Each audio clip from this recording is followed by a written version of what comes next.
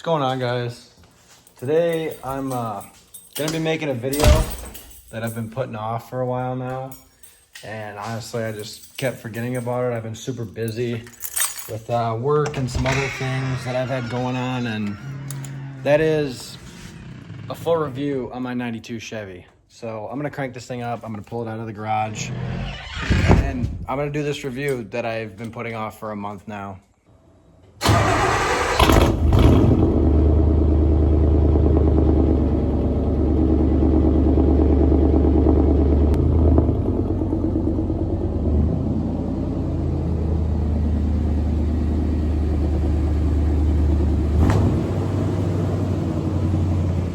So if you guys don't know, this is my 1992 Chevy K1500 that I have took over and been building now for, I want to say, around 2 years. It didn't always look like this, so that's what I'm going to talk about today. Everything that I have done to this truck and the phases that it went through and what it turned into over the last 2 years of me building this thing. So this truck has a stock TBI 350 5.7 liter and a 5-speed NV 3500 in it. Praise the Lord, I do not have a 4L60. Epic, are you angry too? Yeah. What's the matter? My balls are itchy and I can't scratch it because I have no fucking fingers. Everything to do with like the drivetrain and whatnot is all factory. I wouldn't say factory, but stock on this truck. With the rear end and the motor and the transmission and all that stuff. That's all stock. That is hopefully going to be changed next winter once show season's over and this truck is parked during the winter time. But I'm looking to put a 383 stroker in it, maybe some 411 gears to help with these big tires. But that's all stuff that can get messed with next winter because it's show season. I like driving my truck around, and that's what I'm going to do. I'm done messing with it this summer. One of the most obvious things on this truck that people see first are the wheels. These wheels are 26 by 16 fuel FF29s, I believe, on 38 1550 amp MTs. This is definitely the sweetest setup I've had on this truck. I've wanted 16 wides forever, and I grew a pair of balls and just went and bought them one day, and I love it. This truck is sitting on a fully paint matched 6-inch rough country, everything from cross members to drop brackets to factory lower control arms, torsion bars, sway bar. Literally everything underneath this truck when it comes to suspension is completely paint matched, including kicker bars, and the stuff that people don't normally see is paint matched. The 6-inch rough country is not the only bit of lift I have under this truck. Clearly, if I'm clearing 16 wide 38s, I'm gonna need more than a 6-inch rough country. So it's also on 3-inch keys, rough country extended uppers. The 3-inch keys are cranked about halfway, and it has a 3-inch body lift. In the rear end, it just has a 3-inch body lift and 4-inch blocks. And even with that like 4-inch difference of lift, this truck only has a 2-inch lean because it comes with a 2-inch rake from the factory, as you guys know, who get under their trucks and crank their torsion keys up, because I was there once.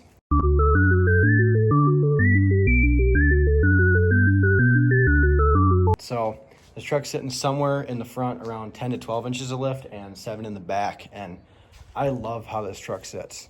It's not squatted, it's not raking, it's just got that 2 to 2.5 inch lean that goes perfectly with these 26 by 16s and all the paint match.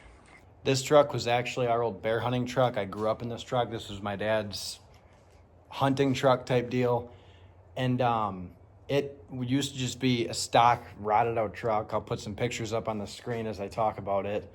But yeah, there's not a part on this truck that was not touched at some point, or any bolts that have not been turned, because pretty much every single one of them has been messed with and cleaned up or freshened up or replaced type of deal. But yeah, like I said, you guys will see pictures of it throughout this video of what it used to look like, and it doesn't look like what it does today. This winter, this truck got a new grille, new front bumper, new hood, paint matched bow tie. The headlights I had in it from when I took the truck over, I might get some LED ones. New fenders, new wheel wells, doors, rockers, cab corners, bed, tailgate, rear bumper, and the taillights I had in already for a while now. But on the body of this truck, literally the only thing left that's original is like the pillars of the cab and the roof, which still got repainted during this winter rebuild that I had. When I put this lift in, I also put in new sway bar links, tie rods, upper control arms, shocks, CV axles, the whole works. Whether that be inner tie rod, outer tie rods, adjusting sleeves, everything got replaced underneath this thing, so it drove good when I took it down the road and took it to all the shows I've taken it to already this summer. When I rebuilt this truck this winter, I went the extra mile with literally everything just so that I wouldn't have to redo things that I already somewhat did over the winter time. Like when I had the bed off, I didn't have to. I had a good fuel pump, but I still replaced the fuel pump in it because I didn't want to have everything done. A couple months later, fuel pump takes a shit on me, then what? So I replaced the fuel pump on it, and every little thing like that got fixed this winter just so I didn't have to have any problems with it in the long run or within this next year. Along with all the body work done, I paint matched my bow tie, I paint matched my mirror covers, chrome door handles, chrome cab lights, as you guys can see. And I tried getting rid of everything that was black, pretty much besides the tires and the frame on this thing, because that's kind of the theme of this truck is blue, silver, and chrome, and that's what I love about it. I don't like having black accents on this truck. And going along with that, I mean, you guys can see even the wheel wells I had paint matched to match the blue rather than being black like they used to be. And the trim, there's no trim here. When we did all the body work, I said, don't put trim back on it. All I wanted black was the frame and the underside of the bed, which you guys can kind of see is black. And like I said, everything is paint matched. The pinstriping on this truck is actually 2 layers. It is 7/8 blue and 1/4 inch of this sparkle silver that matches my paint perfectly. The blue I wanted darker so you could see the separation between the 2 colors where the two-tone came in. I forgot to mention this is a 2-inch steel cowl hood that came out beautifully. I love it. Everything that got painted on this truck is straight glass. You can see yourself in quite literally everything on this truck. The body work that got done to it was done amazingly. The interior of this truck is stock besides the blue suede and 300-piece starlight that I put in and this radio. Otherwise it's all stock, but the interior on this truck is in really good shape. So granted it's a little dirty right now, but I didn't want to mess with it with as good of shape it was in. Then the tint on this truck is 5% all the way around, 5% on the side windows, on the back glass, and 5% on this big ass brow I got. State troopers do not like it. I will say that. State troopers don't like this truck at all. I daily drove this truck for, I want to say, 1.5 to 2 years. And then I started really falling in love with it, and I just wanted to keep building it and building it, making it bigger and wider and more standout, more perfect. So then I bought a car, and then I sold the car. Then I bought a Cummins, and I sold the Cummins. Now I obviously have my LTZ over here, which is my new daily driver, and this is just whenever the weather's nice, weekend kind of cruiser. When I started driving this truck, it had around 47 or 48,000 miles. I did not put a lot of miles on this truck. It has 51, pushing 52,000 miles now, and pretty much everything after 50,000 is all just going to show and coming home miles. Because I don't really like driving this truck around my town because of how bad some of the roads are, and I don't want to risk messing something up like I did on the way home from my one show when I went to Plover for Andrew Mueller's.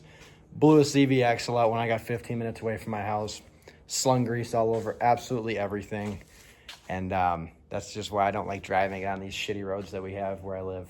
Now that I've gone over everything that I have done to this truck for the most part, might put a list on the screen, might not, of other stuff I missed. Like when I first started driving the truck, I put a heater hose connector in, I put ignition module, rotor, cap, plugs, wires, all that kind of stuff, but that's boring. You guys don't need to know any of that stuff. But the stuff that I'm going to do, or I plan doing to this truck next winter, I kind of have a little list in my head. There's one thing I still need to do this summer, and that's put my 12-piece rock light on that's literally sitting right here because I'm dog shit at wiring. If you guys didn't watch the radio video or the beginning of the Andrew Miller Show video. And this truck is now an electrical fire hazard. I'm terrible at wiring, and I will not be wiring together rock lights to a little switch the way I wired in my radio, because this truck will be even more of a fire hazard then. So now for things that I still want to do to this truck, I have this weird thing where every time I lift my truck more, I think it looks awesome for a week, and then I think it looks gay, and I want to lift it more. And when I put the extra lift in, when I put the 6-inch rough country in this winter, I thought it just looked awesome for like a week. And then I put the 38s on, and I thought, oh my God, this looks awesome. And now every time I look at this thing, I want it to sit higher. So I have a couple options for that, whether I want to run 99 to 06 spindles, 07 to 13 spindles, stack another lift, but regardless if I stack a lift, I'm gonna have to run spindles. I could run bigger keys. I could even just put longer bolts in the keys. But regardless, whatever I do, I'm gonna end up pulling 4-wheel drive. That's just, I want to go bigger with suspension. That's my biggest thing, is I just want to go bigger every time I lift this truck. Going back then, again, I want to put a bigger motor in this. I have a healthy 350 in it right now. Like I said, it's only got 151,000 miles. It was never really beat on. My dad bought it when it had 15,000 miles on it, and that was back in 95 when he bought this truck. But do I bore out the 350 and put a bigger crank in it and a cam and all that stuff to make it a 383, or do I just go buy a carbureted 383? But regardless, I love the throttle body. I want to keep the throttle body on this truck. And then again, bigger gears to help turn these bigger tires. 411s. I mean, right now it has 373s in it, but I could go up to a 411 so that it just really turns these tires rather than struggling so hard and me having to downshift all the time to get up hills with it. But I don't know.